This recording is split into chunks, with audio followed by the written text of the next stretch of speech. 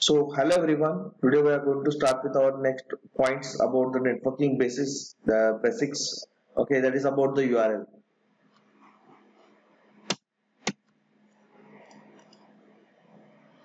So basically, URL is a uniform resource locator. Okay, it's a uniform resource locator. So basically, starting with the URL, a web is a loose collection of high-level protocols and file formats that is all unified a web browser. आता आपण काय करतो, बरेच वेळा काय करतो की आपण वेब ब्राउझर मध्ये आपण URL टाकत असतो, एखाद्या वेबसाईटचं नाव टाकत असतो. ओके, पण ते वेबसाईटचं नाव टाकल्यानंतर ते कसं डील करतं किंवा त्याचा ते फॉर्मॅट आहे तो कसा असतो, ही सगळी इन्फॉर्मेशन आपल्याला URL मध्ये मिळतं. ठीक आहे. So it's a collection of high protocol, high level protocol, जे आपण प्रोटोकॉल्स आपण काही नेटवर्किंग मध्ये बघितले आहेत, HTTP FTP वगैरे. That is a collection of that protocol. So here URL is a uniform resource locator. Okay. तसं आपण एखादा व्यक्ती फाइंड आउट करायला आपण ऍड्रेस यूज करतो, त्याचं नाव वगैरे यूज करतो, तसं प्रत्येक वेबसाईटला एक नाव असतं. Say for example google.com. Okay, so google.com is a URL of that Google company or Google server. Okay, amazon.com. So amazon.com is a URL name of that Amazon server. Okay. In the same way, for identifying documents on the internet, URL is used. Okay. आता आपण google.com म्हणतो किंवा amazon.com असेल किंवा facebook.com, हे आपण जे आपल्या वेबसाईटची नाव आहेत, पण त्यामध्ये आपण प्रत्येक पर्टिक्युलरली आपण एखादा प्रोडक्ट किंवा एखादा पेज जाण्यासाठी आपण क्लिक वगैरे करत असतो, click activity. So here URL used for identifying the documents on the internet. Okay. So variety of URL depending on the types of resources. So there are variety of URL there. Okay. So now we will see few of them.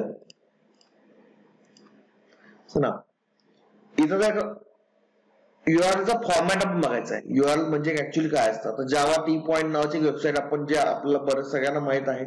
Okay, त्याचा आपण एक format बघूया. आपण सुरुवातीला काय करतो की java.t.com अशी वेबसाईट टाकतो. ठीक आहे. आता त्यामध्ये कसं आहे की जावा टी पॉइंट मध्ये आपण व्हरायटी ऑफ पेजेस इथे अवेलेबल आहेत. याच्यामध्ये वेगवेगळ्या सब्जेक्टचे आहेत, वेगवेगळ्या लँग्वेजचे आहेत. ओके, जे आपली लँग्वेज चूज करायचं त्यावर आपण क्लिक करतो. पण आपण ह्या सगळ्या ऍक्टिव्हिटी करत असताना आपला जो ऍड्रेस बार असतो त्यामध्ये बऱ्याचशा ऍक्टिव्हिटीज होत असतात, ते आपण कधी लक्ष देत नाही.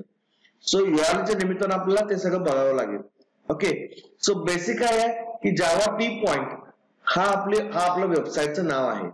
ओके, आता जो आपल्या ऍड्रेस बार मध्ये येतो, जो URL असतो, त्याचे बरेचसे असतात, त्यामध्ये कॅटेगरीज असतात, त्याचा आपण URL फॉर्मॅट म्हणतो, ते आपण बघायचे आहेत. Say for example Java T point मध्ये तुम्ही जावा ट्युटोरियल ओपन केलंय.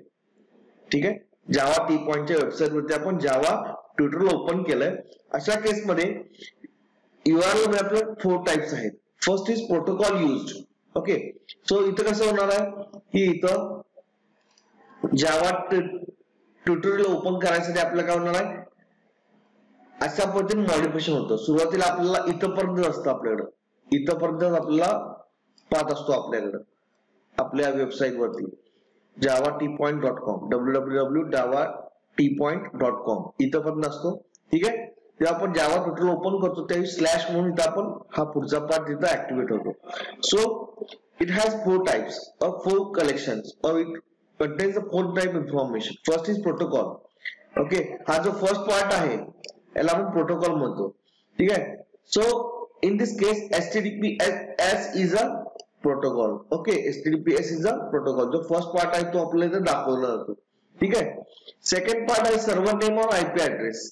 ओके, आता आपण डोमेन नेम सगळं बघितलं आहे किंवा IP ऍड्रेस कसं काम करतो हे सगळं IP ऍड्रेस वगैरे सगळ्या गोष्टी बघितल्या आहेत. ओके, आता आपण इथं नेम लिहितो. ठीक आहे. So here server name that is हा सेकंड पार्ट आहे और host name is your second part of your string. Okay, www.java.t.com. Okay, and third one is a port number. आता बरेच वेळेला आपण एक्झाम फॉर्म वगैरे भरताना वेबसाईटचं नाव कोलन टाकून जे काही नंबर्स दिले जातात, ठीक आहे, त्याला आपण पोर्ट नंबर म्हणतो. आणि जो पार्ट हा ऑप्शनल असतो प्रत्येक वेळेस. ठीक आहे. So here it's optional attributes. If you write java.t.com:80, Okay, in that case 80 is a port number, and if the port number is not mentioned, it returns -1. This is one more important thing. जर इथं कोणताही port number जर दिला नाही तर आपण -1 return करतो. Okay, the next is file name or directory name. In this case Java tutorial is the file name, Java tutorial. जो स्लॅश टाकून जो पार्ट येईल तो आपला चौथा पार्ट असेल आपल्या URL चा, which is Java dash tutorial in this case. Okay, so here we have 4 types. First is HTTP protocol or protocol, second name is host name, third is port number, that is optional one. Okay, you can that is we can skip this port number, it will return -1, and last one is a file. Okay, here we have some constructor for this. First one is URL, first is port name, host name, int port, string path.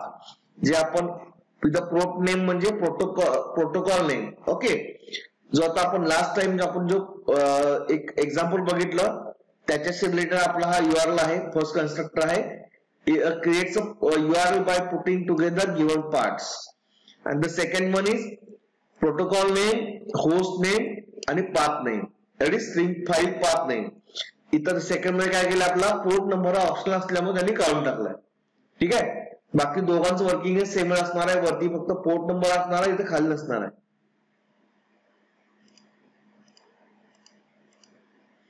हा आता एक sample example आहे आपल्या इथं आपल्याकडं. So here first of all java.net हा पहिला तुम्हाला कंपल्सरी पाहिजे. ठीक आहे, हा एक्सेप्शन साठी चेक केला. आता बघा URL HP नावाचा ऑब्जेक्ट तयार केला आणि त्याला कंटेंट int.cricinfo जी वेबसाईट आपली आहे त्याच्या सगळं एक लिंक पास केली. तुम्ही रॅन्डमली कोणती वेबसाईट घेऊ शकता, असं काही नाही की हीच घ्यायला पाहिजे. तुम्ही कोणती वेबसाईट घ्या, ते काय करा की रॅन्डम वेबसाईट घ्यायची, 2-3 पेज ट्रेस करायचे सेम वेबसाईट मधले आणि तो ऍज इट इज URL इथं कॉपी पेस्ट करायचा प्रोग्राम मध्ये. ठीक आहे, सो त्यानंतर बघा hp.get protocol, get port, get host, get file to get external form. Okay, आता आपण जे आता URL चे 4 टाइप फॉर्मॅट मध्ये आपण जे काय पार्ट्स बघितले त्यातला पहिला होता प्रोटोकॉल. प्रोटोकॉलचं नाव आपल्याला फाइंड आउट करायसाठी आपण गेट प्रोटोकॉल मेथड यूज करतो. सेकंड होता पोर्ट, गेट पोर्ट आपण इथे यूज केलंय. त्यानंतर get host, get file to external form, असे वेगवेगळे मेथड यूज करून आपले जे आपण जे पेज ओपन केलंय त्या पेजची टोटल जनरल इन्फॉर्मेशन, URL ची इन्फॉर्मेशन आपण घेऊ शकतो. ठीक आहे, आता इथे एक सॅम्पल घेतलाय. ठीक आहे, आता आपण काय करतोय, ह्या URL चा जे काय URL जो डेटा आहे तो फाइंड आउट करायचा आहे. So here in this case it's output is this one. So here protocol of type HTTP. ठीक आहे, त्यानंतर पोर्ट आहे -1 कारण का आपला पोर्ट नंबर पास केला नव्हता. त्यानंतर होस्ट नेम कंटेंट in.cricinfo.com इथं आपण बघायचं आहे. इथं बघा प्रोटोकॉल नेम काय आहे HTTP. ठीक आहे, त्यानंतर हा आपला झाला होस्ट नेम, पोर्ट नंबर इथं आपण कुठेही टाकलेला नाही, कोलन टाकून, सो -1. आता लास्ट वन फाईल, इथून आपल्या होस्ट नेम पासून जो स्लॅश टाकून ज्या पुढचा जो काय कंटेंट असतो तो सगळा आपला फाईल असते. ठीक आहे, सो ही शेवटची लाईन आहे बघा, ही sorry. So this is the file name, that is slash पासून जे आहे कॉमच्या इथून स्लॅश पासून जे पुढे येईल हे सगळं तुमचं आपलं CI कंटेंट करंट स्टोरी न्यूज.html हा सगळा आपला फाईल असेल. ठीक आहे, आणि एक्सटर्नल फाईल म्हणजे काय, आपली टोटल ऍड्रेस बार मधलं जी काही टोटल लेंथ आहे ती कन्सिडर केली जाईल. So this is all about the URL. Okay, so you can get all the information related to your URL. Okay, any URL. Okay, by using the URL. Okay, URL class.